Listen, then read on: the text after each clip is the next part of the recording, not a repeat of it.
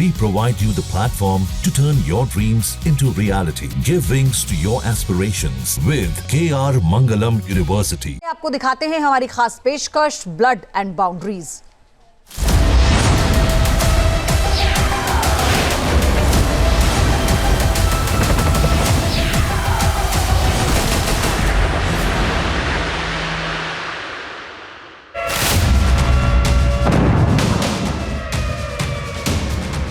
11 जुलाई 2025, जगह ओडेशा, यूक्रेन।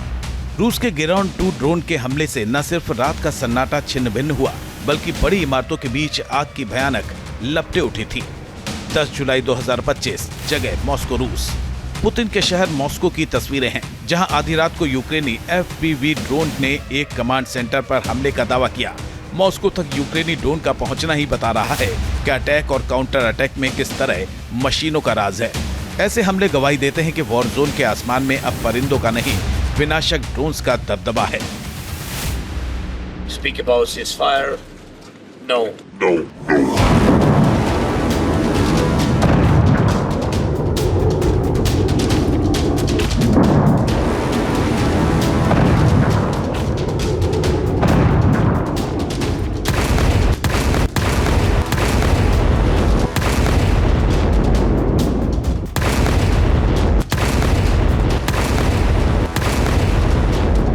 ये महायुद्ध का ऐसा मैदान है जहां दुनिया रोबोटिक वॉरफेयर का खौफनाक चैप्टर देख रही है।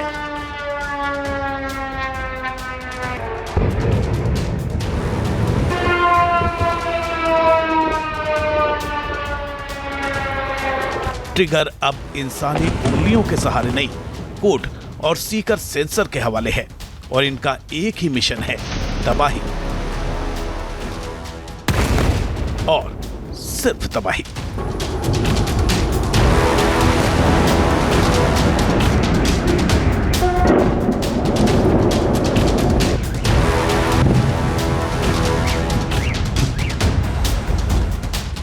इस युद्ध ने दिखा दिया कि रोबोटिक आर्मी से युद्ध कितना भयावह हो सकता है।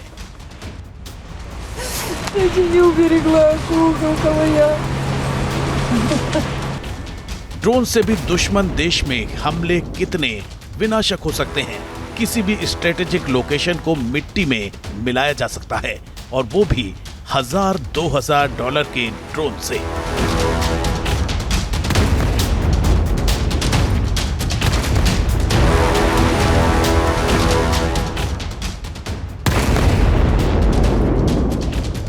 थोड़े से पैसों से एक बिलियन एंड बिलियंस वाले बड़े बड़े हथियारों को तबाह करने का काम ड्रोन ने किया है, और अब ये दोनों तरफ से जारी है। ड्रोन वॉरफेयर जो इनिशियल फेजेस में जो आपको जो एज देगा, वो सुपीरियॉरिटी देगा, वो तो देगा ही, लेकिन जो बाकी जो कन्वेंशनल वॉर फाइटिंग मशीनरी है वो तो रहेगी। हाँ, उसमें चेंजेस होंगे, उनको अडेप्ट करना पड़ेगा टेक्नोलॉजी के साथ।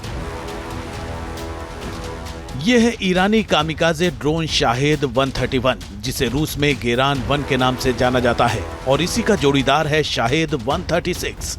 इसे रूस ने नाम दिया गेरान 2।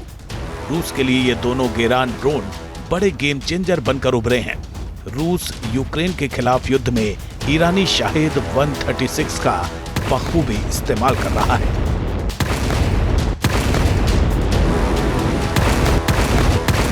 सुसाइडल स्ट्राइक्स में ड्रोन्स यूक्रेन के अंदर नाटो के एयर डिफेंस सिस्टम को धुआं कर रहा है। 3 साल से चल रही जंग में जिन हथियारों का इस्तेमाल साल भर पहले तक सीमित था, अब वहां सुसाइड ड्रोन्स वॉर के ब्रह्मास्त्र बन गए हैं।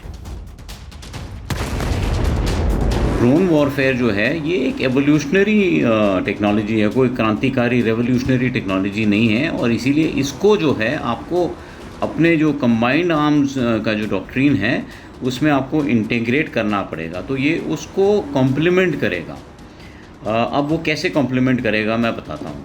जैसे अब आपके पास जो टैंक्स हैं वो इसको यूज़ कर सकते हैं रिकॉनेसेंस के लिए, काउंटर ड्रोन के लिए। इन्फेंट्री भी इसको अपने एम्बुश, पेट्रोलिंग और ऐसे टास्क के लिए जो है, और अर्ली वार्निंग के लिए, ये सब इन टास्क के लिए भी यूज़ कर सकती है। और आर्टिलरी इसको registration of targets, post strike damage assessment और ऐसे काम के लिए इसको इंटीग्रेट कर सकती है। ड्रोन फिक्स्ड टारगेट तक जाकर वहां विस्फोटक गिराता है। पिछले 35 दिनों में 6000 से ज्यादा गेरोन सीरीज के ड्रोन ने ऐसे घातक हमले किए जिसने जमीनी और हवाई हमलों को पीछे कर दिया। इन्हें मार गिराने के लिए यूक्रेन के एयर डिफेंस को महंगी मिसाइलें और यूएवीज का इस्तेमाल करना पड़ा। बावजूद इसके यूक्रेन अपनी धरती पर तबाही रोक नहीं पाया। इस युद्ध ने यह भी बारूदी मैसेज दे दिया कि भविष्य के युद्ध का ट्रेंड पूरी तरह बदलने वाला है। अनमैन्ड हथियारों से भयानक तूफान आने वाला है।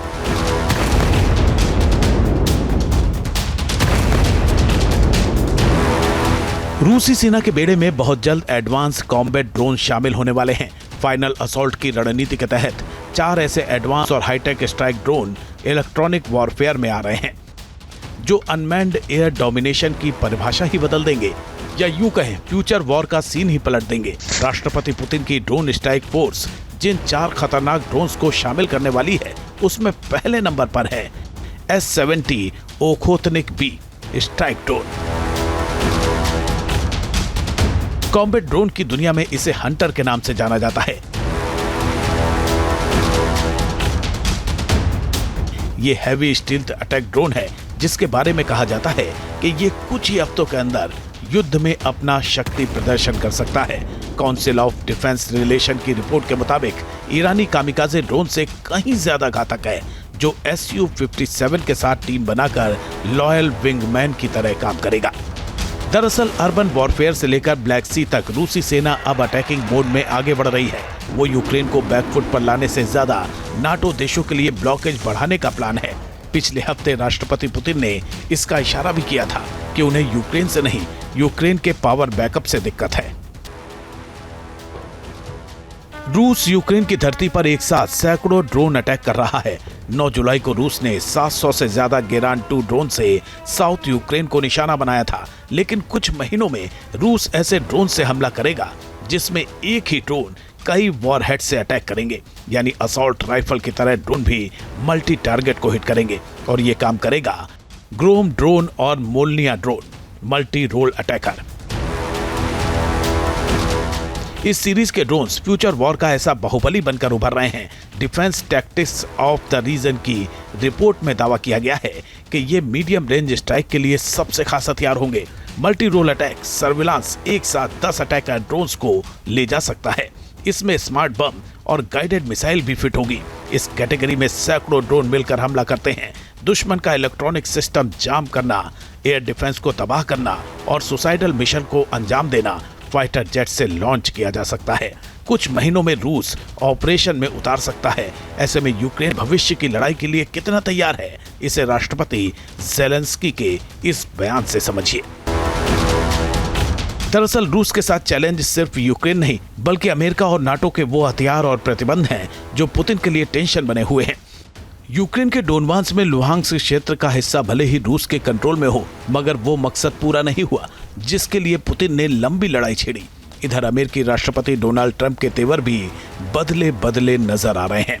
सीज़फायर की जगह उनकी जुबान ज्यादा ही फायर है।